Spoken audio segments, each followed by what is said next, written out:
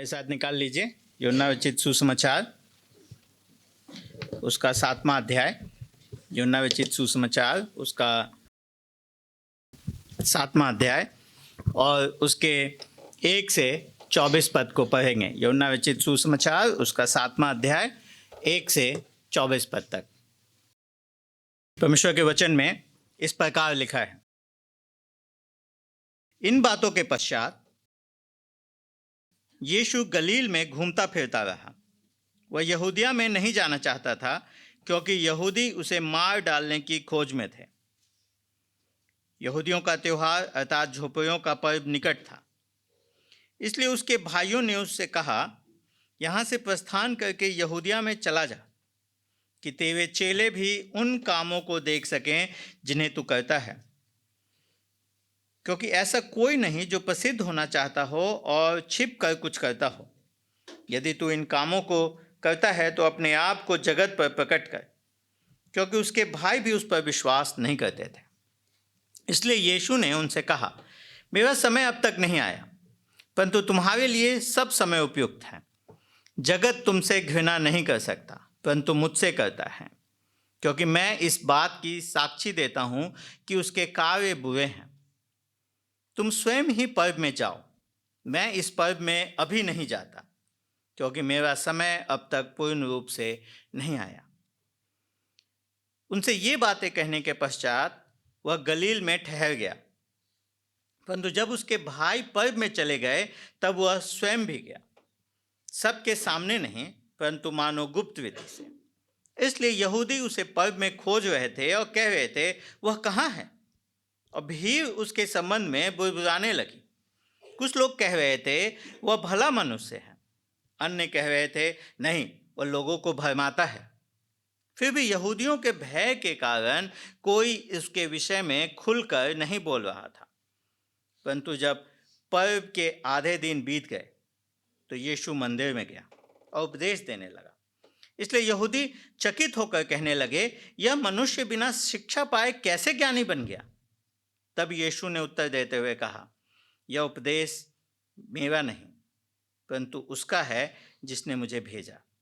यदि कोई मनुष्य उसकी इच्छा को पूरी करने को तैयार है तो वह इस शिक्षा के विषय जान जाएगा कि यह परमेश्वर की ओर से है या मैं अपनी ओर से कहता हूँ। जो अपनी ओर से कहता है वह अपनी ही बड़ाई चाहता है, परंतु जो अपने भेजने वाले की बड़ाई चाहता है वही सच्चा है और उसमें कोई अधर्म नहीं। क्या मूसा ने तुम्हें व्यवस्था नहीं दी और फिर भी तुम में से कोई व्यवस्था का पालन नहीं करता? तुम क्यों मुझे मार डालने की खोज में हो? भीड़ ने उत्तर दिया, तुझमें दुष्टात्मा है, कौन तुझे मार डालने की खोज में है? यीशु ने उत्तर देते हुए उनसे कहा, मैंने एक कार्य किया और तुम सब आश्चर्य करते हो।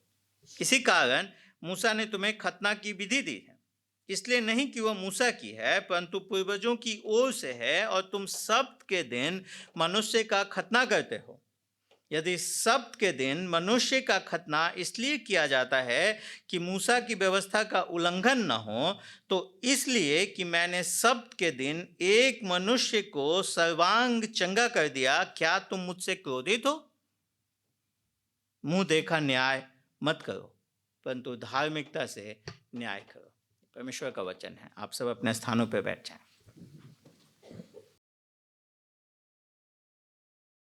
कल्पना कीजिए एक ऐसे युवक की जो अभी अभी विश्वास में आया है, अभी अभी उसने मसीह के पीछे चलना शुरू किया है।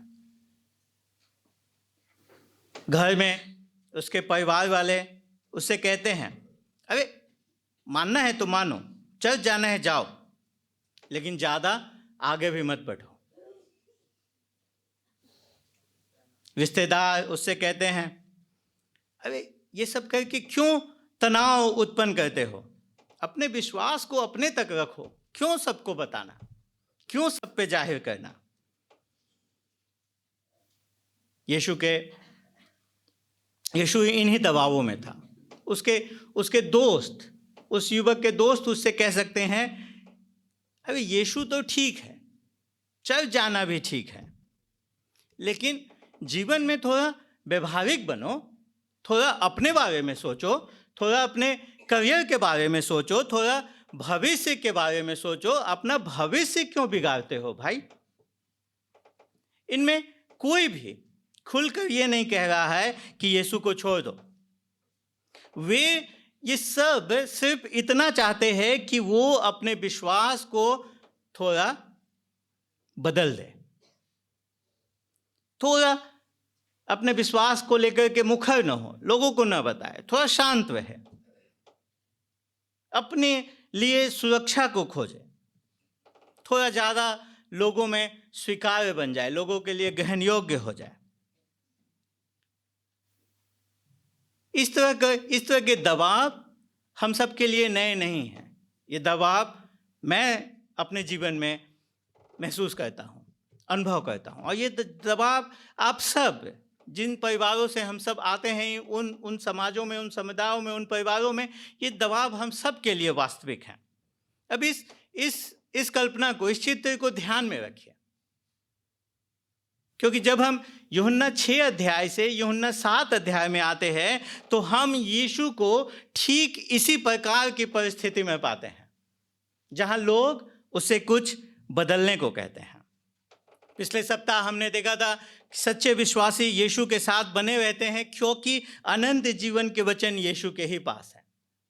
जब यीशु ने की बातें लोगों को कठोर लगी, जब यीशु की ने कठोर बातें कहीं, बहुत से लोग उसे छोड़कर चले गए, लेकिन सच्चे शिष्य बने रहे। इसलिए नहीं कि वे सब कुछ समझ गए, क्योंकि वे जानते थे कि इसे छोड़कर कहाँ जाएं, और कोई ठिकाना नहीं है, और कहीं अनंत जीवन नहीं है। और जब हम यूहन्ना 7 में आते हैं तो हम देखते हैं कि अब दृश्य बदल रहा है। अब लोग खुल करके यीशु को छोड़ करके इस अध्याय में नहीं जा रहे। लोग उसके साथ में हैं, लोग उसके आसपास में हैं, लेकिन एक डर के साथ, भय के साथ, यीशु के लिए सुझाव के साथ, यीशु पे दबाव बनाने के साथ, और गलत अपेक्षाओं के साथ, गलत आशाओं के साथ, गलत बातों के लिए यीशु के साथ में हैं। उसके भाई, हमने पढ़ा, उसके भाई चाहते कि यीशु लोकप्रिय बन जाए, लोग प्रसिद्ध बन जाए, लोग उसको जाने। भीड़ उसके बारे में बस फुसफुसाती है, और यहूदी अगुए उसे चुप कराने के सही मौके तलाश रहे हैं। हर किसी के पास इस अध्याय में यीशु के लिए कुछ सलाह है, कुछ परामर्श है। हर कोई चाहता है कि यीशु अपनी बातों को थोड़ा और निर्मल बनाए, यीशु थोड़ा और ज़्यादा लोगों में स्वीकार्य हो, समझदारी से चले। लेकिन यीशु मनुष्यों के दबाव के सामने झुकने से इनकार करता है। यीशु मनुष्यों के दबाव के अनुसार चलने से साफ मना कर देता है। और इसलिए इस खंड में 7 अध्याय 1 से 24 पद में एक बात जो यूहन्ना हमें दिखाना चाहते हैं यीशु के बातों के द्वारा, यीशु के कार्यों के द्वारा, वो ये है कि सच्चे विश्वासी मनुष्य के दबाव या स्वीकृति के अनुसार नहीं, परंतु परमेश्वर की इच्छा और उसके सत्य के अनुसार चलेंगे। सच्चे विश्वासी मनुष्य के दबाव या स्वीकृति के अनुसार नहीं, परंतु परमेश्वर के सत्य और उसकी इच्छा के अनुसार चलेंगे, चाहे मार्ग कठिन हो या अलोकप्रिय है, चाहे मार्ग कठिन हो चाहे अलोकप्रिय हो, चाहे लोग उस मार्ग को पसंद करें चाहे लोग उस मार्ग को पसंद ना करें। तो सबसे पहली बात जो यूहन्ना हमें दिखाते हैं वो यही दिखाते हैं कि यीशु, इससे पहले कि यीशु सबको सिखाना शुरू करे सार्वजनिक रूप से, इससे पहले कि यीशु धार्मिक अगुओं को, यहूदी अगुओं को का सामना करे, यीशु स्पष्ट करता है कि वो मनुष्यों की अपेक्षाओं के अनुसार काम नहीं करेगा, वो मानवीय अपेक्षाओं के अनुसार काम नहीं करेगा। यहाँ तक कि जो उसके सबसे करीबी लोग हैं उनके भी दबाव के आगे, उनके भी अपेक्षाओं के अनुसार यीशु कार्य नहीं करेगा। यही बात हमें हमारे पहले बिंदु की ओर लेकर के आती है। 7 अध्याय 1 से 13 पद में यीशु इस बात को दिखाता है कि यीशु मानवीय दबाव के अनुसार कार्य करने से इनकार करता है। यीशु मानवीय दबाव के अनुसार कार्य करने से इनकार करता है। आप सब बहुत लोग लिख रहे हैं और बहुत लोग मेरे जो मैं बोल रहा हूँ उसमें आप लोग लिख नहीं पा रहे होंगे। मैं 1-2 बार दोहरा रहा हूँ, लेकिन फिर भी अगर आप और ज़्यादा लिखना चाहते हैं तो ये संदेश हर शाम में यूट्यूब पे आते हैं, जो भी प्रचार होता है आप वापस सुन करके वापस नोट्स बना सकते हैं, और वापस सुनना अच्छी बात है। पहली बात जो हम इस खंड में देखते हैं वो यही है कि यीशु मानवीय दबाव के अनुसार कार्य करने से इनकार करता है। जैसे यूहन्ना 7 अध्याय शुरू होता है, हम देखते हैं कि यीशु दबाव में है, और दबाव बिल्कुल 2 विपरीत दिशाओं से, 2 अलग दिशाओं से उसकी ओर आ रहा है। 2 अलग प्रकार का, 2 विपरीत प्रकार के दबाव हैं। एक तरफ यहूदी अगुवे हैं जो उसे मार डालना चाहते हैं। यूहन्ना जब भी कहता है कि यहूदिया में नहीं जाना चाहता था क्योंकि यहूदी उसे मार डालने की खोज में थे, तो हमको ध्यान रखना है जब भी यूहन्ना कहता है कि यहूदी का जिक्र करता है, उसका अर्थ यहूदी अगुओं से है, क्योंकि यूहन्ना स्वयं यहूदी है, यीशु स्वयं यहूदी है। तो जब भी वो कहता है कि यहूदी उसे मार डालना चाहते थे, उसका अर्थ है यहूदी अगुवे, जो फरीसी लोग हैं, जो शास्त्री लोग हैं, जो यरूशलेम में हैं और यीशु के खिलाफ हैं। तो एक दबाव है कि वो उसको मारने के लिए खोज रहे हैं, और दूसरी ओर उसके भाई हैं जो उसे प्रसिद्ध होना देखना चाहते हैं, कि यीशु प्रसिद्ध हो जाए, यीशु को सब जान जाए। एक समूह उसकी मृत्यु चाहता है, दूसरा उसकी लोकप्रियता। लेकिन दोनों लग रहा है कि दोनों एक यीशु के हितैषी हैं और एक यीशु के विरोधी, लेकिन दोनों मिलकर के एक ही काम कर रहे हैं, और वो काम है यीशु को पिता के समय और योजना से हटाना, यीशु को उसके पिता के समय सारणी के अनुसार चलने से, उसके पिता के योजनाओं से भटकाने का।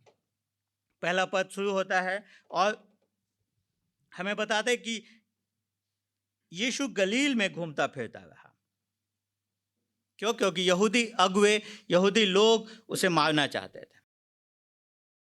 और हमको देख के लगेगा कि अरे, क्या यीशु मरने से डरता था?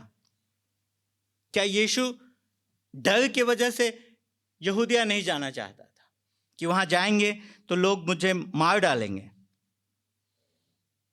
प्रथम दृष्टया पढ़ने से ऐसा हो सकता है कि हमको लगे, लेकिन हमको समझना है यीशु कभी भी लोगों के भय और लोगों के डर के अनुसार कार्य नहीं करता है। वो इसलिए नहीं छुपा हुआ है, यहूदिया नहीं जा रहा है क्योंकि उसे लोगों का डर है। उसको पता है कि उसको यहूदिया जाना है, वो यहूदिया जाएगा, वो यरूशलेम भी जाएगा। प्रश्न ये है ही नहीं कि वो जाएगा कि नहीं जाएगा, प्रश्न ये है कि वो कब जाएगा, वो कब जाएगा। अब देखिए, यूहन्ना हमको बताते हैं कि इन बातों के पश्चात, और जैसे ही बाइबल में हम पढ़ते हैं इन बातों के पश्चात, तो हमको रुकना है और पूछना है किन बातों के पश्चात? जो बातें अभी यूहन्ना 6 अध्याय में घटित हुई हैं, इन बातों के पश्चात 5000 लोगों को भोजन कराने के पश्चात, जब लोग उसको राजा बनाने के लिए खोज रहे थे और वो वहां उनसे दूर हो गया, उन बातों के पश्चात, वो यीशु जीवन की रोटी है इस संदेश को देने के पश्चात, जब बहुत सारे चेले उसको छोड़ करके चले गए, उन बातों के पश्चात। ये बातें फसह के पर्व के समय हुई थी, और अब पर्व है झोपड़ियों का, और इन दोनों पर्व के बीच में 6 महीने का अंतर है। तो हमको लगता है हम पढ़ रहे हैं 6 से 7वें अध्याय में आ गए, तो ये अगले दिन की घटना नहीं है, ये 6 महीने की घटना है। 6 महीने यीशु यरूशलेम में नहीं गया है, यहूदिया में नहीं गया है, वो गलील में घूम रहा है, वो सिर्फ गलील में है। और यूहन्ना सिर्फ हमको इतना ही बताते हैं कि वो गलील में घूमता फिरता रहा। लेकिन जब हम दूसरे सुसमाचारों को पढ़ते हैं, हम देखते हैं कि यीशु गलील में घूमता फिरता रहा और अपना कार्य, अपने आश्चर्य कर्म करता रहा, लोगों को चंगा करता रहा, लोगों को सुसमाचार सुनाता रहा, लोगों को परमेश्वर का वचन बताता रहा, लोगों को शिक्षा देता रहा। यूहन्ना हमें पूरा वर्णन नहीं देते, क्योंकि आपको याद है यूहन्ना लिखते हैं कि अगर सारी बातें, यूहन्ना सारी बात नहीं लिखना चाहते, क्योंकि वो कहते हैं अपने आखिरी अध्याय में कि अगर सब बातें लिख दी जाए जो यीशु ने किया और कहा तो सारे संसार की पुस्तक में समा नहीं पाएंगे। तो इसलिए उनका उद्देश्य सब बातें लिखना नहीं है। इसलिए वो कह रहे हैं कि वो 6 महीने घूमता रहा यह गलील में। लेकिन जब हम दूसरे सुसमाचारों को देखते हैं, हम पाते हैं कि गलील में वो कार्य करता रहा। पर इन 6 महीने में यीशु के सेवकाई में एक अलग परिवर्तन आता है। अब यीशु भीड़ के साथ कम और अपने 12 चेलों के साथ ज़्यादा समय बिताता है। जैसे जैसे उसे पता है कि वो अपने क्रूस की ओर बढ़ रहा है, वैसे वैसे वो अपने फोकस को, अपने सेवकाई को बदलता जा रहा है। वो भीड़ में समय देने के बजाय अब अपने 12 चेलों में ज़्यादा समय दे रहा है। उनको अपने आने वाले दुख, अपने आने वाले मृत्यु, अपने आने वाले पुनरुत्थान के लिए तैयार कर रहा है। जितना ज़्यादा क्रूस के यीशु आ रहा था, उतना ज़्यादा समय वो चाहता था कि मैं अपने चेलों में निवेश करूं, अपने प्रसिद्धि के बजाय। यीशु कभी भी लोगों को सिर्फ लोग क्या चाहते हैं उनको वो देने के लिए कार्य नहीं कर रहा था। उसका उद्देश्य था कि वो चेलों को बनाए, चेलों को तैयार करे, जो उसके बाद, उसके क्रूस के बाद इस कार्य को आगे ले जाएंगे। और ये यीशु के हृदय को दिखाता है कि यीशु क्या चाहता है। और यही जो यीशु चाहता है वही कलीसिया को चाहना है। यही कलीसिया का उद्देश्य होना चाहिए। कलीसिया का उद्देश्य ये नहीं है कि हर रविवार एक बहुत बड़ी भीड़ इकट्ठे कर ले। कलीसिया का उद्देश्य है चेले बनाना, शिष्य बनाना, उन्हें विश्वास योग्य शिष्य बनाना, गहराई के साथ उन्हें परमेश्वर के वचन में निवेश करना, ताकि वो सिर्फ यीशु को जाने ना, वरन यीशु की कही गई बातों को सीखे, समझे और उसके अनुसार अपना जीवन जिए। और इसलिए हम लोग बार बार सदस्यता की बात करते हैं, मेंबरशिप की बात करते हैं। इसलिए बार बार हम उसको गंभीरता से लेते हैं, क्योंकि ये सिर्फ एक औपचारिकता नहीं है, ये एक कमिटमेंट है, एक समर्पण है कि हम एक साथ चलेंगे, हम एक साथ सीखेंगे, हम एक दूसरे के जीवन में निवेश करेंगे, हम एक साथ यीशु के समानता में बढ़ेंगे, हम एक साथ एक दूसरे की आत्मिक उन्नति करेंगे। तो यीशु गलील में छुपा हुआ नहीं था, वो कार्य कर रहा था, वो कार्य कर रहा था, वो तैयारी कर रहा था अपने क्रूस की, वो अपने पिता के समय का इंतजार कर रहा था।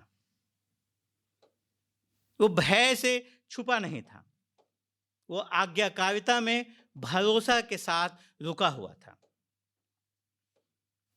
और उसके दुश्मनों से, शत्रुओं से, यहूदी अगुओं से दबाव के बाद हम देखते हैं कि दबाव एक नए सिरे से आता है, एक नए छोर से आता है। और ये दबाव आता है उसके परिवार से, जो लोग उसको जानते हैं, जो लोग उसके साथ रहते हैं, उसके अपने भाई से। 3 से 5 पद में हम देखते हैं कि उसके भाई उससे कहते हैं यहूदिया जाने को, जहां वो प्रसिद्ध हो सके।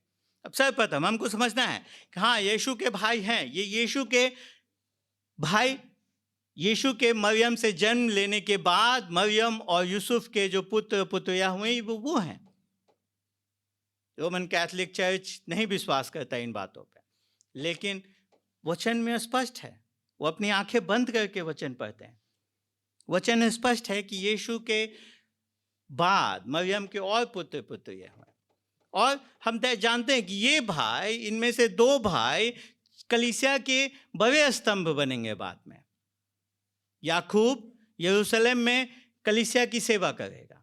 यहूदा के नाम से पत्री हम पाते हैं बाइबल में है, जो यहूदा लिखता है। ये दोनों यीशु के भाई थे। लेकिन ये सब बाद में होगा, वो बाद में विश्वास करेंगे। पर इस समय में जब यूहन्ना जिस समय की घटना को लिख रहा है, उस समय में उसके भाई उस पर विश्वास नहीं करते थे। 5वां पद स्पष्ट रूप से यूहन्ना लिखता है कि वो इसलिए कह रहे क्योंकि वो उस पर विश्वास नहीं करते थे। ये वे भाई हैं जो यीशु के साथ रहते थे, जिन्होंने उसके सिद्ध जीवन को, पाप रहित जीवन को अपने आंखों से देखा है,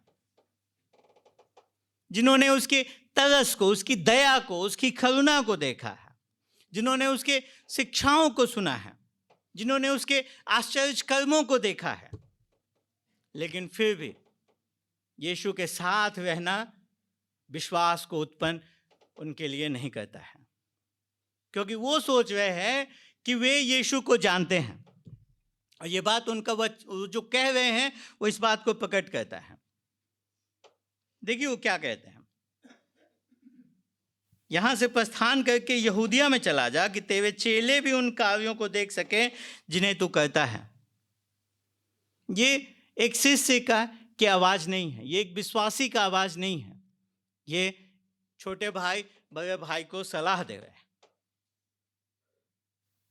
वो ये नहीं चाहते कि यीशु आज्ञाकारी हो, वो चाहते हैं कि जाओ और आश्चर्य कर्म करो ताकि तुम्हारे चेले देखें। तुम्हें एक बड़े प्लेटफॉर्म की आवश्यकता है। वो सोच रहे हैं कि यीशु को कैसे बस इतना ये आश्चर्य कर्म करता है, इतना चंगा करता है, इसको बड़ा प्लेटफॉर्म चाहिए। अरे छोटे गांव में क्यों करते हो, जाके यही काम शहर में करो जहां लाखों लोग हैं। अरे कब तक लखनऊ में पड़े रहोगे, कब तक बाराबंकी में पड़े रहोगे? अरे जाओ तो दिल्ली, अरे जाओ तो मुंबई। यही हुनर है मुंबई में दिखाओ, यही हुनर है दिल्ली में जाके दिखाओ। यही बात कह रहे हो, कह रहे तुमको इतना करते हो तो तुम जाओ यरूशलेम, राजधानी है वो, जाओ, अभी पर्व का समय है, झोपड़ियों का पर्व का समय है। लाखों यहूदी वहाँ पे एकत्रित हैं, पूरे यहूदिया से, पूरे इज़राइल के यहूदी उस समय में वहाँ पे यात्रा करने के लिए सारे पुरुष वहाँ पहुँचे हुए हैं, क्योंकि 3 पर्व जिसमें हर यहूदी पुरुष को यरूशलेम में उपस्थित होना होता था। झोपड़ियों का पर्व उन 3 पर्वों में से एक है, और यहाँ फसह के पर्व से भी ज़्यादा भीड़ इस समय में होते थे। 1 सप्ताह तक लोग झोपड़ियों में रहते थे, इस बात को दिखाने के लिए कि परमेश्वर ने उन्हें किस प्रकार रखा था जब वो मिस्र से इज़राइल के लिए निकले थे। आपको इस पर्व के बारे में जानना है, आप लय व्यवस्था की पुस्तक को निकालिए, उसको पढ़िए, उसमें ये सारे पर्व दिए हुए हैं जो यहूदी लोग मानते थे। और उसके भाई कह रहे हैं कि इतना बड़ा पर्व है, इतना बड़ा अवसर है, इस अवसर को मत जाने दो, तुम जाओ ताकि तुम्हें और लोग देखें। कह रहे कि कोई प्रसिद्ध होना चाहे छुप के काम नहीं करता है।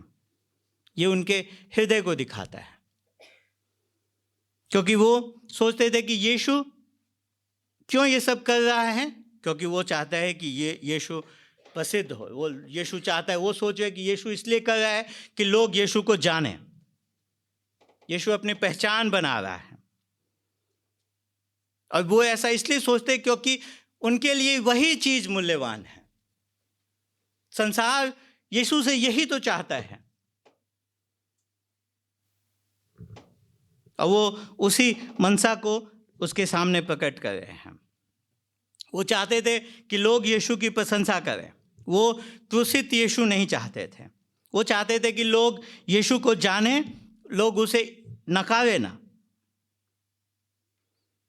दूसरे शब्दों में वो बिना क्रूस के महिमा चाहते थे, और ऐसा करके वो संसार की बात को ही दोहरा रहे थे। क्योंकि संसार को कैसा यीशु चाहिए? जो प्रभावी है, जो ना दुख उठाता है और ना जो दुख बर्दाश्त करता है, जो अपने शिष्यों को दुख ना उठाने दे। उन्हें वैसा यीशु नहीं चाहिए जो उन्हें उनके पाप को दिखा दे। उन्हें वैसा यीशु नहीं चाहिए जो उनके सामने सत्य को खोल दे। मेरे प्रियो, तब तक कोई यीशु पे सच्चा विश्वास नहीं कर सकता जब तक कि वो यीशु के पहचान और यीशु के कार्य को, यीशु कौन है और यीशु क्यों आया, इस बात को सही से न समझ ले। और यही उनके यीशु के भाइयों के साथ समस्या थे। उसने उसके पहचान को नहीं समझा। उन्होंने उसके कार्य को, उसके मिशन को, उसके उद्देश्य को, इस संसार में, इस पृथ्वी पे आने के बारे को सही प्रकार से नहीं समझा। और जब तक ये दोनों चीज सही ना हो, तब तक विश्वास कभी भी हमारे अंदर जड़ नहीं पकड़ सकते। हम सब कहते हैं कि हम यीशु पर विश्वास करते हैं, हम सब कहते हैं कि हम यीशु को जानते हैं, पर क्या सच में हम यीशु को जानते हैं? देखिए कि हम उसके साथ कैसा व्यवहार करते हैं, विशेषकर तब जब उसकी बातें हमारे समझ से परे हों, जब हम जो चाह रहे हैं वो हमें नहीं मिल रहा है, तो क्या तब भी हम उसके अधीन होते हैं, या फिर हमारे लिए उसके पास कुछ सलाह है, कुछ परामर्श है देने को कि यीशु ऐसा करो? मेरे प्रियो, हम यीशु के साथ कैसा व्यवहार करते हैं, ये हमें दिखाता है कि हम वास्तविक सच्चे यीशु को जानते हैं कि नहीं जानते हैं। तो यीशु दो दबावों के बीच में खड़ा है। एक तरफ ये अगुवे हैं जो मार डालना चाहते हैं, दूसरे तरफ उसके अपने भाई हैं जो उसे प्रसिद्ध होते देखना चाहते हैं। यीशु इसका कैसे प्रत्युत्तर देगा? और यीशु अपने शब्दों से और जो वो करता है 6 से 10 पद में, वो हमें याद दिलाता है। वो हमें याद दिलाता है कि सच्ची आज्ञाकारिता लोगों के दबाव का मोहताज नहीं है। सच्ची आज्ञाकारिता पिता के द्वारा आते हैं।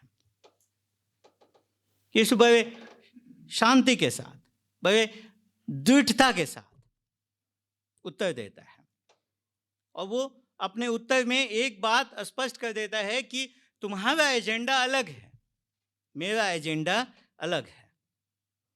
2 बार वो कहता है कि मेरा समय अब तक नहीं आया, 6ठे पद में और 8वें पद में, मेरा समय अब तक नहीं आया है।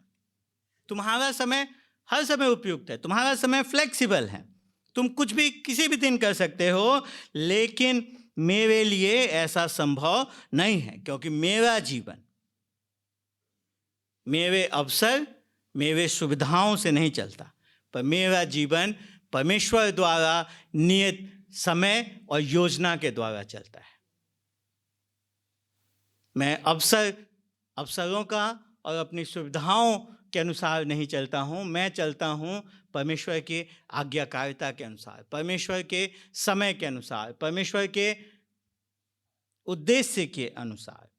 और यही बात आपको याद हो, 2 अध्याय में यीशु ने अपनी माता को भी कहा था। जब उसकी माता ने काना के विवाह में उससे कहा था, तो उसने यही बात कही थी, मेरा समय अब तक नहीं आया। यीशु अपने समय को लेकर के गंभीर है, उसे पता है कि उसे कब क्या करना है। यीशु ने ये नहीं कहा कि मैं नहीं जाऊंगा। यीशु कहे मैं अभी नहीं जाऊंगा, जिस प्रकार से तुम मुझे कह रहे हो जाने के लिए, मैं उस प्रकार से नहीं जाऊंगा, मैं तुम्हारे शर्तों पे नहीं जाऊंगा, क्योंकि जगत मुझसे घृणा करता है। जगत तुमसे घृणा नहीं कर सकता, जगत मुझसे घृणा करता है। जगत इसलिए यीशु से घृणा नहीं करता कि यीशु में कोई तरस नहीं है, यीशु में दया नहीं है। जगत इसलिए यीशु से घृणा करता है क्योंकि यीशु उन्हें सत्य दिखाता है, उन्हें सच का सामना कराता है, क्योंकि यीशु उनके पाप को जो वो छिपा के रखे हैं वो सामने रख देता है। तो झूठी सुरक्षा को खोखला बता देता है, इसलिए जगत उससे घृणा करता है। और यीशु पापियों से इतना प्रेम करता है कि वो उन्हें उनके पाप में छोड़ नहीं सकता। और जब इस प्रकार का प्रेम आता है तो उसके साथ हमेशा विरोध उत्पन्न होता है। लोग कब तक आपकी प्रशंसा करते हैं? तब तक जब तक कि आप उन्हें परिवर्तित होने के लिए नहीं बोलते हैं, जब तक कि आप उन्हें ये नहीं कहते कि नहीं भाई आप गलत हैं, नहीं बहन आप गलत हैं, आपको बदलना है, तब तक लोग आपकी प्रशंसा करते हैं।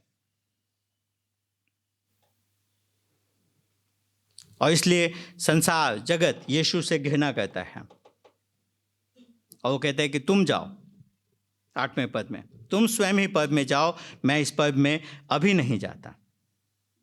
तुम अपने अपने समय के हिसाब से जाओ, मैं नहीं। मैं तुम्हारे दबाव को नकारता हूं, मैं तुम्हारे दबाव के अनुसार नहीं चलूंगा। और फिर हम देखते हैं कि 9वें पद में यीशु वहां रुक भी जाते हैं, वो गलील में रह गए। यीशु ने उनके योजनाओं के अनुसार कार्य नहीं किया, वो भीड़ के साथ नहीं गए, वो लोगों का ध्यान आकर्षित करते हुए यरूशलेम में नहीं पहुंचे। क्यों?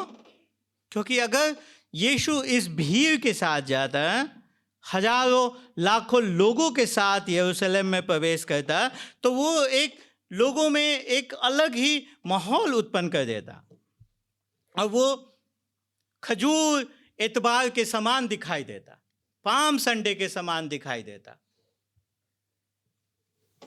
लेकिन यीशु को पता है कि वो इतवार, वो रविवार अभी दूर है, अभी उसमें 6 महीने का समय है, 6 महीने का समय है उस इतवार, उस रविवार में, उस क्रूस में।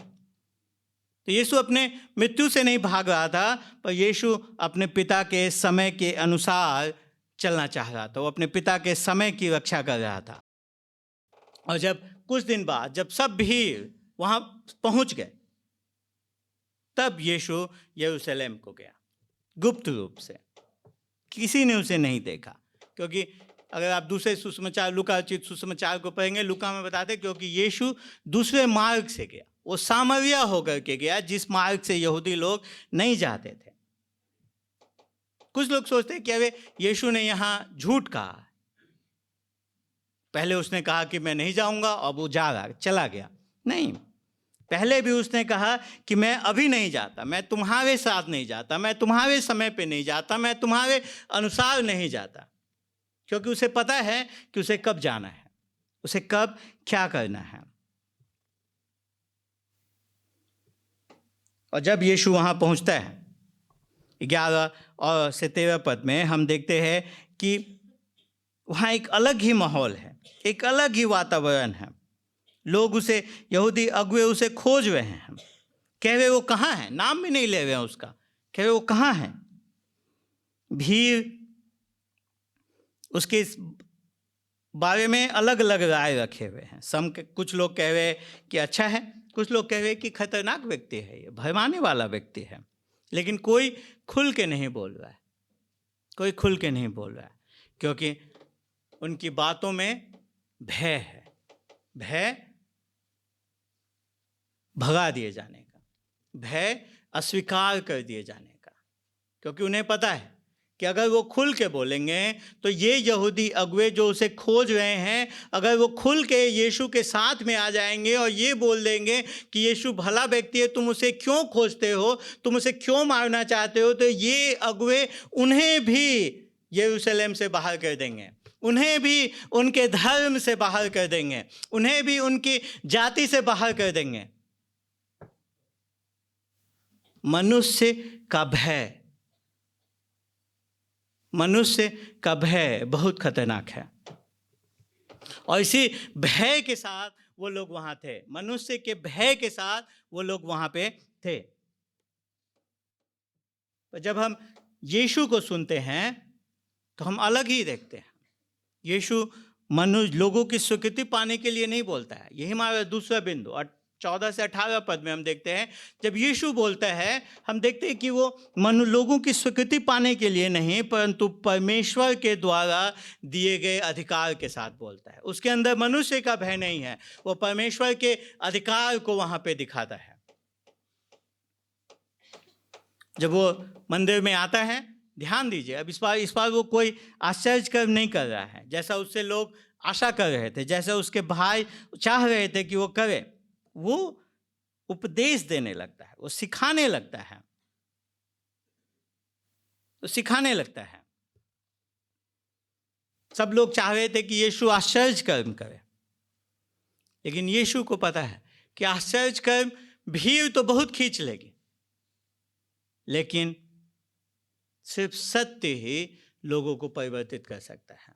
सिर्फ परमेश्वर का वचन ही लोगों के हृदय को छिद्र कर सकता है। परमेश्वर का वचन ही लोगों के हृदय को बदल सकता है।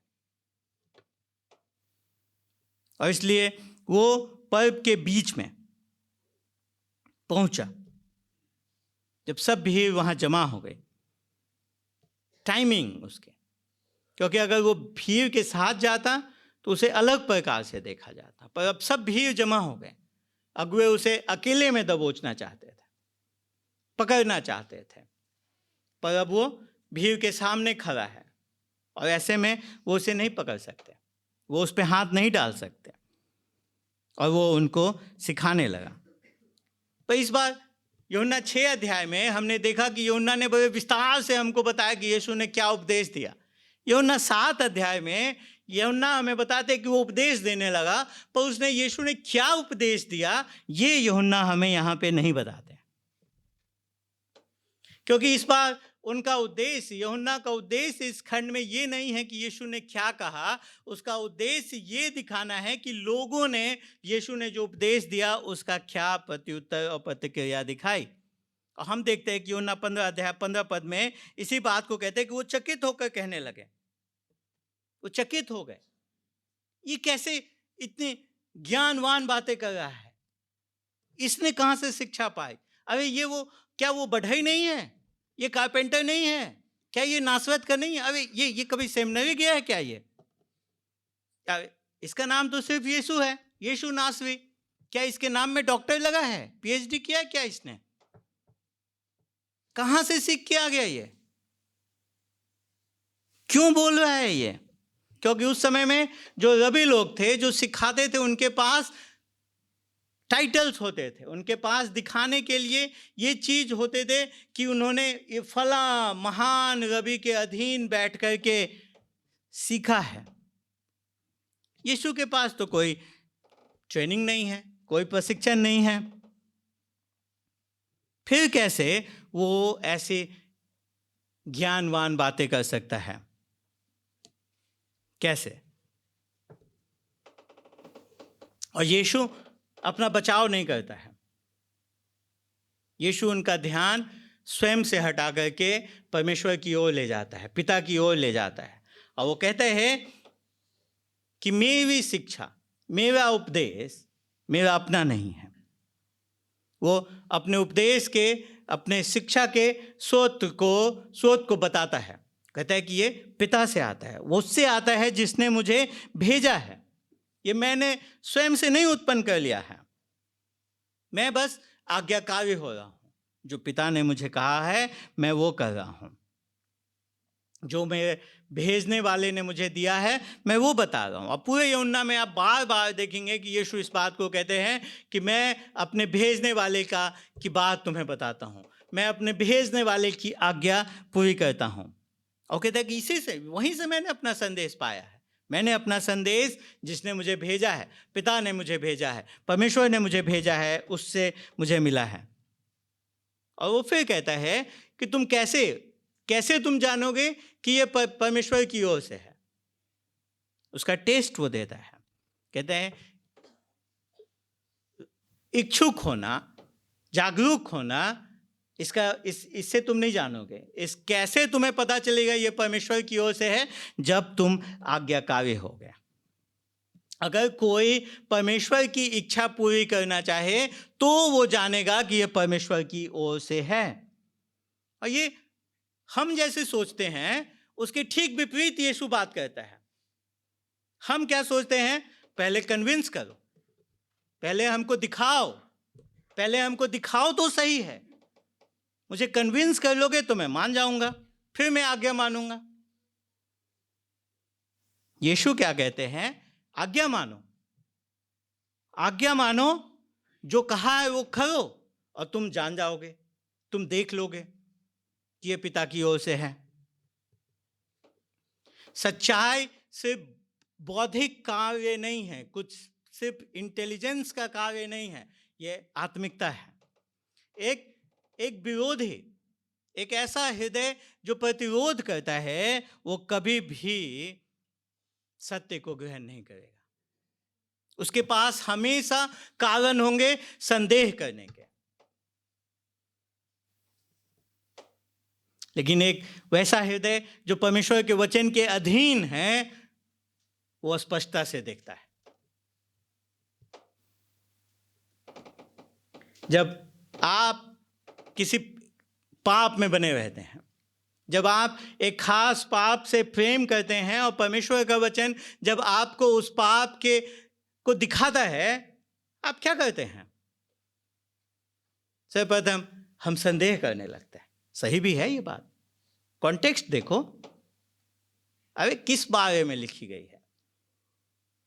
नहीं ऐसा ये, और अगर वो बार बार हमको चिताया जाए तो ऐसे तमाम लोग हैं जो इस कारण से, क्योंकि वो अपने पाप से इतना प्रेम करते हैं, परमेश्वर के वचन पे संदेह करना शुरू करते हैं और धीमे धीमे परमेश्वर पे संदेह करना शुरू करते हैं। यही बात यीशु कह रहे हैं, तुम अगर आज्ञाकारी जीवन जियोगे तो तुम स्पष्ट जान जाओगे कि ये परमेश्वर के ओर से है। और फिर वो कहते हैं कि मेरा सिखाने का उपदेश देने का उद्देश्य, सिखाने का उद्देश्य मेरी अपनी महिमा नहीं है। मैं अपना सम्मान पाने के लिए यहाँ नहीं आया हूँ, मैं प्रसिद्ध होने के लिए नहीं आया हूँ, मैं अपना व्यक्तिगत आदर पाने के लिए नहीं आया हूँ। मेरा उद्देश्य एकमात्र यह है कि परमेश्वर को महिमा मिले। क्योंकि कोई भी व्यक्ति चाहे कितना भी अच्छा शिक्षक क्यों ना हो, अगर वो अपना आदर चाहता है, अपनी महिमा चाहता है, तो कभी ना कभी वो अवश्य सत्य को तोड़ेगा, मरोड़ेगा, ताकि अपने आप को बचा सके। लेकिन जो व्यक्ति केवल और केवल परमेश्वर की महिमा के लिए जीता है, केवल और केवल परमेश्वर की महिमा के लिए बोलता है, वो हर समय सत्य कहेगा, चाहे उसके लिए उसे कोई भी मूल्य क्यों न चुकाना पड़े। और इसलिए यीशु निर्भयता के साथ बोलता है। इसलिए यीशु अपने संदेश को चाशनी में नहीं लपेटता है, इसलिए वो भीड़ से नहीं डरता है, क्योंकि उसका अधिकार मनुष्यों द्वारा दिया गया नहीं है।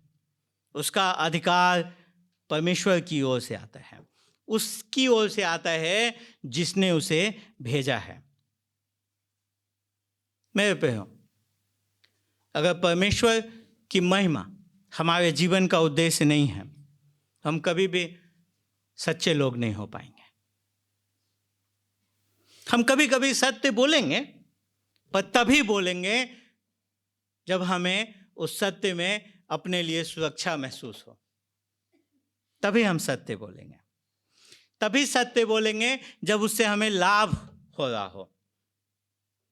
तभी सत्य बोलेंगे जब उससे हमारी अपनी प्रतिष्ठा बची रहने वाली हो। जहां पे हमारी प्रतिष्ठा, हमारा लाभ, हमारी सुरक्षा खतरे में होगी, हम सत्य बोलने से बचने लगेंगे। यीशु इसलिए सत्य बोलता है क्योंकि उसे सिर्फ और सिर्फ परमेश्वर की महिमा चाहिए, उसे अपना आदर नहीं चाहिए। लेकिन सत्य इसलिए हम और आप हमेशा नहीं बोलना चाहते हैं, क्योंकि सत्य सिर्फ जानकारी नहीं देता, सत्य हम पूर्णतः उजागर कर देता है। ये बात हमें तीसरे बिंदु की ओर ले जाती है। 19 से 24 पद में यीशु के सत्य उन लोगों के सत्य को उजागर कर देते हैं। विशेषकर यीशु उनके झूठे न्याय को उजागर करता है और धर्मी न्याय की उनसे मांग करता है। झूठे न्याय को उजागर करता है और धर्मी न्याय की मांग करता है।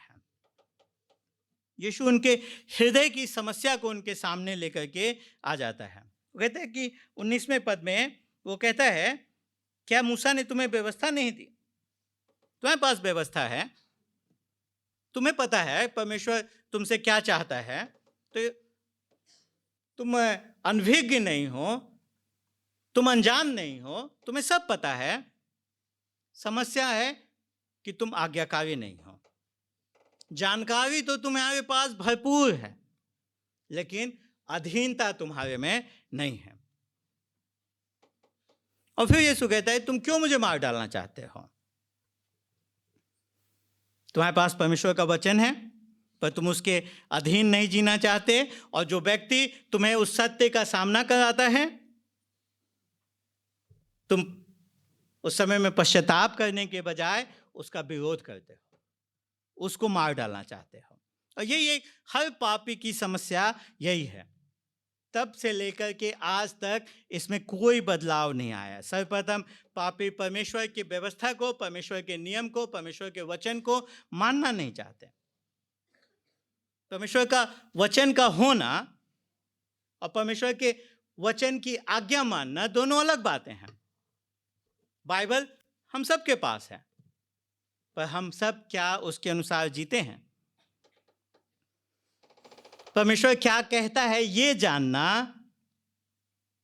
का मतलब ये नहीं है कि हम उस अनुसार चलेंगे भी। यह हर पापी की यही समस्या है। और चूंकि हम परमेश्वर के नियम को पूरा नहीं कर सकते, इसलिए परमेश्वर ने अपने पुत्र को इस संसार में भेजा कि वो हमें बचाए। लेकिन यहाँ पे पापी की दूसरी समस्या यह है कि वो पापी उस यीशु से, उसके पुत्र से भी छुटकारा पाना चाहता है। वो उसे भी मार डालना चाहता है, उससे भी अलग हट जाना चाहता है। यीशु पूछते, तुम क्यों मुझे मारना चाहते हो? और यही हर मानव हृदय यीशु के साथ करता है, पवित्र उद्धारकर्ता के साथ करता है। वो उसे धकेलता है, वो उसे अपने से दूर करता है। हर बार इस प्रकार के उपद्रव से नहीं, हर बार हिंसा से नहीं, हर बार मार डालने से नहीं, पर प्रत्येक दिन के जीवन में उसको नजरअंदाज करने के द्वारा, बहाने बनाने के द्वारा। आप सोचते होंगे, मैं सोचता हूं कि नहीं, मैं नहीं हूं ऐसा। पर क्या कर रहे हैं हम यीशु के साथ? क्या कर रहे हैं इस यीशु के साथ? क्या ये यीशु मेरे प्रत्येक दिन के निर्णयों को आकार देता है? क्या ये इस यीशु का अधिकार है मेरे प्रत्येक दिन के निर्णयों में? और क्या या मैंने इसे हाशिए पे ढकेल दिया है? क्या इस यीशु का सम्मान, क्या इस यीशु का आदर मेरे हर निर्णय में झलकता है? या फिर मैं इसके पास तभी जाता हूं जब सब चीजें सुविधाजनक हो?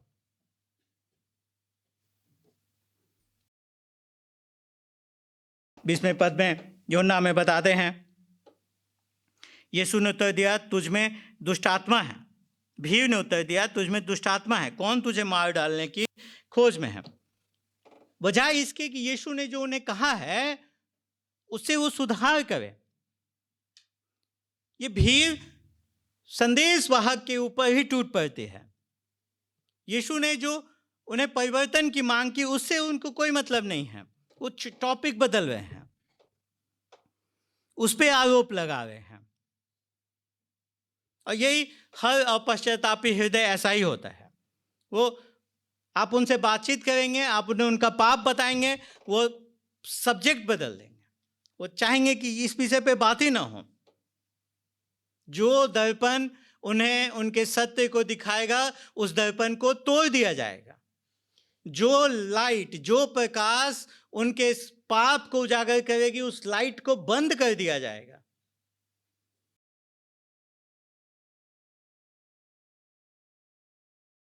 अगर हम ईमानदारी से अपने आप को जांचें तो हम सब उस यहाँ पे अपने आप को पाएंगे। हम सब बहुत ही कुशलता से अपना बचाव करना जानते हैं, अपने आप को बताना जानते हैं, अपने आप को न्यायोचित और धर्मी ठहराना जानते हैं, नम्र होना नहीं जानते, सत्य का सामना करना, पाप से निपटना नहीं जानते हैं। मेरे प्रियो, पाप का सामना करना हमें दर्द देता है, हमें दुख देता है, लेकिन इसको नज़रअंदाज करना हमें मृत्यु की ओर ले जाता है। इसलिए हमें इसके प्रति बहुत सावधान होना है। यीशु ने उनसे कहा कि तुम्हारे पास व्यवस्था है, तुम उसको नहीं मानते हो, तुम उसकी आज्ञा नहीं मानते हो, और जो तुम्हें उसके बारे में बताता है तुम उसे मार डालना चाहते हो। उनका प्रत्युत्तर क्या है? उन्होंने पहले दो बातों को इग्नोर कर दिया। तुम्हारे पास व्यवस्था है, तुम उसको नहीं मानते हो, उस पर कुछ बोल नहीं रहे, सीधा जो बातें उनके लाभ की है उसकी ओर आ रहे हैं। कौन तुम्हें मार डालना चाहता है? कौन तुम्हें मार डालना चाहता है? क्योंकि वो यीशु की जो आरोप हैं उससे नहीं निपटना चाहते। यीशु उनको कह रहा है तुम्हारा संबंध परमेश्वर के साथ अच्छा नहीं है। वो कह रहे हैं कि परमेश्वर के साथ संबंध हम देख लेंगे, वो तो है, तुमको कौन मार डालना चाहता है? वो उनकी रुचि बस इसमें है। और फिर इसलिए यीशु उन्हें उदाहरण के साथ प्रस्तुत करते हैं कि कैसे तुम परमेश्वर की आज्ञा का, परमेश्वर की व्यवस्था की आज्ञाकारिता नहीं कर रहे हो, उस बात को दिखाते हैं। यीशु इस बात को नहीं बताते, उनके प्रश्न का उत्तर नहीं देते कि कौन मुझे मार डालना चाहता है, क्योंकि यीशु को पता है कि सब मुझे मार डालना चाहते हैं, चाहे जानबूझ करके चाहे हृदय में। वो दिखाते हैं कि जो मैंने तुम्हें अभी कहा है कि तुम्हारे पास वचन होते हुए भी, व्यवस्था होते हुए भी तुम परमेश्वर की आज्ञाकारिता नहीं कर रहे हो, वो कैसे? उदाहरण देते हैं 21 से 23 पद में एक उदाहरण देते हैं यीशु मसीह। वो उनको याद दिलाते हैं अपने एक आश्चर्य कर्म की जो उन्होंने यरूशलेम में की थी। उन्होंने कहा मैंने एक काम किया था, एक कार्य किया था, और तुम सब अचंभित हुए थे, तुम सब अचंभित हुए थे। और वो सब समझ गए कि यीशु क्या कहना चाह रहा है। एक वर्ष पूर्व 5वें अध्याय, यूहन्ना 5 अध्याय में हम जानते हैं कि यीशु ने 38 वर्ष के एक रोगी को चंगा किया था। उस दिन कौन सा दिन था? सब्त का दिन था। इसलिए सारे यहूदी उस दिन से उसको मार डालने के, यहूदी अगुए उसको मार डालने के खोज में हैं। उस बात को प्रशंसा करने के बजाय वो उसके विरोध में हो गए हैं।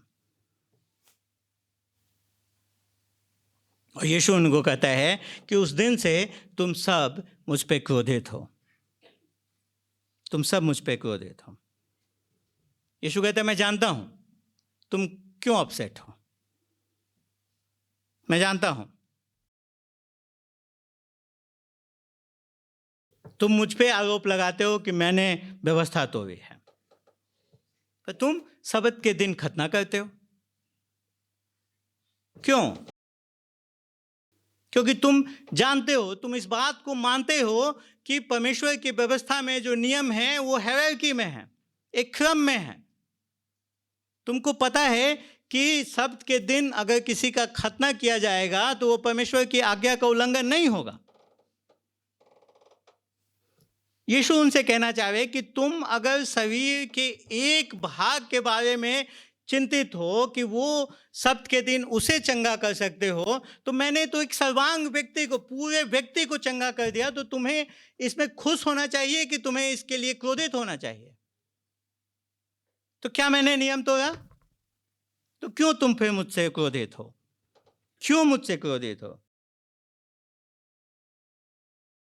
उनका क्रोध उन्हें यीशु को सही प्रकार से देखने में अवरोध उत्पन्न कर रहा था, क्योंकि क्रोध हमेशा ऐसा करता है।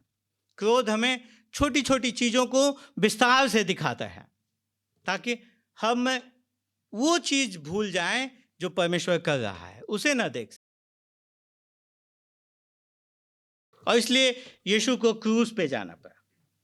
ये सिर्फ इसलिए नहीं कि हमने परमेश्वर की व्यवस्था को पूरा नहीं किया, क्योंकि जब परमेश्वर चंगा करता है, जब परमेश्वर पुनर्बहाल करता है, जब परमेश्वर सत्य कहता है, तो हम उसका विरोध करते हैं, हम उसका प्रतिरोध करते हैं।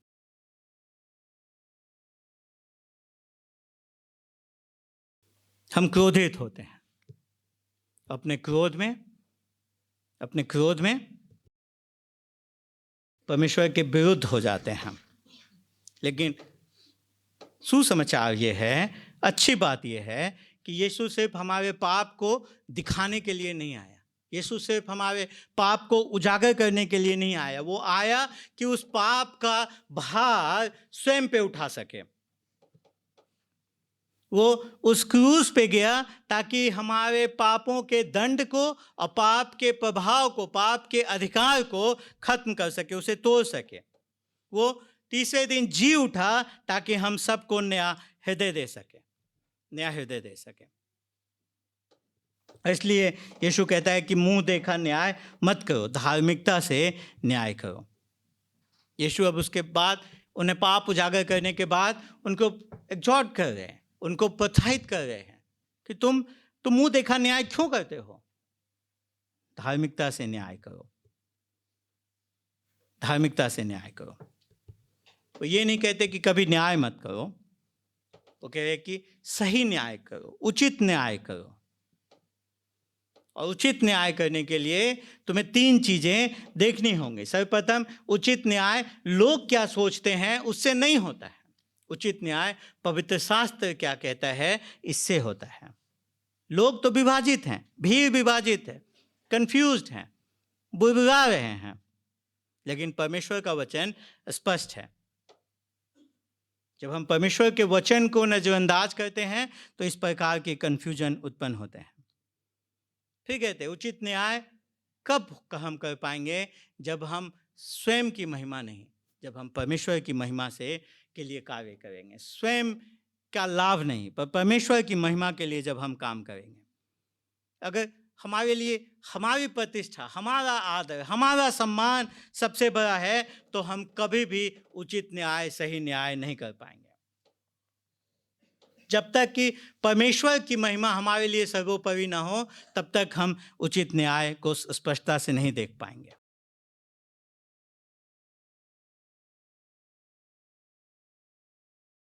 इस खंड का प्रश्न ये नहीं है कि आप यीशु के बारे में क्या सोचते हैं। इस खंड का प्रश्न है, क्या आप उसके अधीन होंगे? क्या आप उसके अधीन होंगे? क्या आप उसे देख करके उसका न्याय करेंगे कि उसके सत्य को सुन करके उसका न्याय करेंगे? यीशु कह रहे हैं, ये जो बड़े बड़े तुम्हारे रबी हैं, जिनके पास बहुत क्रेडेंशियल्स हैं, जिनके पास बहुत योग्यताएं हैं, वो जब तुमको कह रहे हैं तो तुम बहुत सरलता से मान लेते हो, तुम प्रश्न नहीं करते। पर मैं जो कह रहा हूं उस पर तुम प्रश्न कर रहे हो, तुम्हारा न्याय उचित नहीं है। तुम क्योंकि पवित्र शास्त्र के अनुसार न्याय नहीं कर रहे हो, तुम मुंह देखा न्याय कर रहे हो, लोगों को देख करके तुम न्याय कर रहे हो। यीशु हमसे पूछते हैं कि आप उसे सुनेंगे, सुन करके अपना बचाव करेंगे कि नम्रता के साथ पश्चाताप करेंगे, अपने क्रोध में बने रहेंगे कि उसके अनुग्रह को थामेंगे।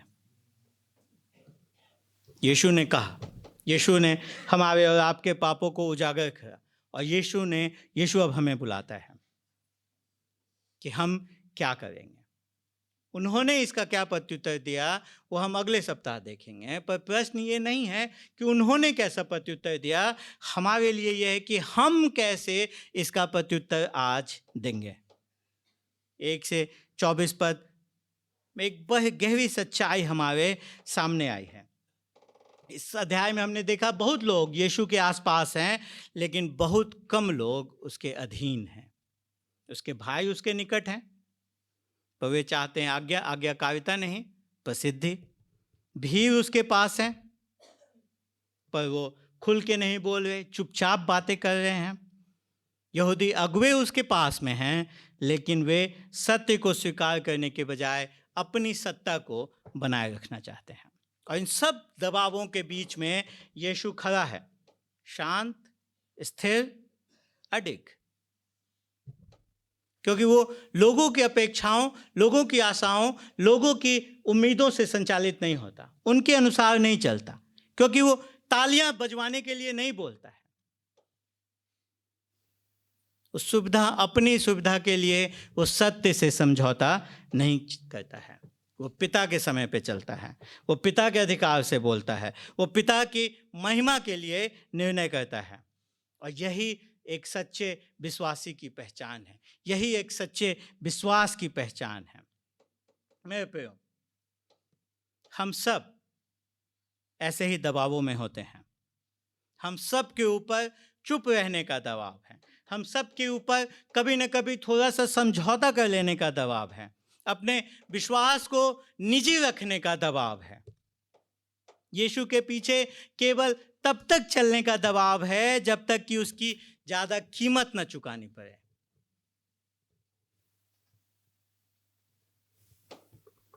यीशु हमें ऐसा विश्वास देता है जो सच्चा है।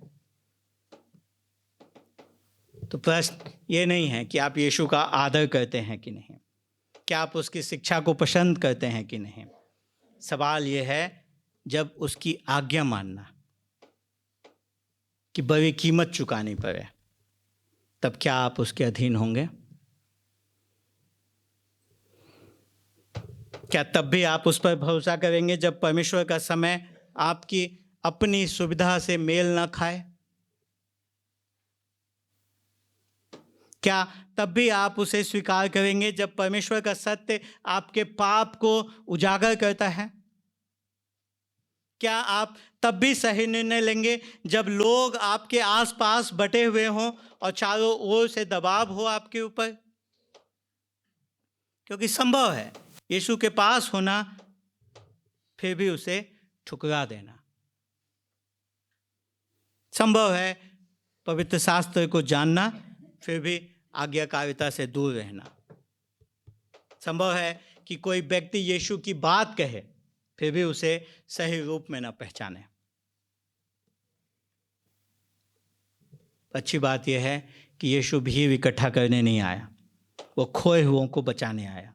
वो प्रशंसा पाने के लिए यरूशलेम नहीं गया, वो हमारे पाप उठाने के लिए क्रूस पर गया।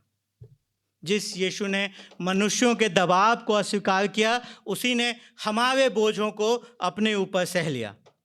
जिस यीशु ने कठोर सत्य कहा, उसी ने हम पर दया करने के लिए अपना लहू बहाया।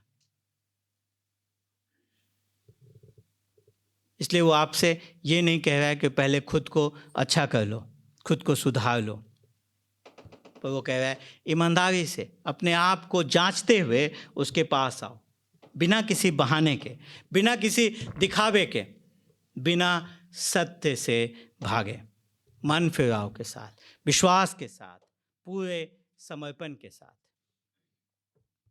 यदि आप में सच में परमेश्वर की इच्छा को करने की तैयारी है, तो आप स्वयं जान लेंगे कि यीशु वास्तव में वही है जो वो कहता है।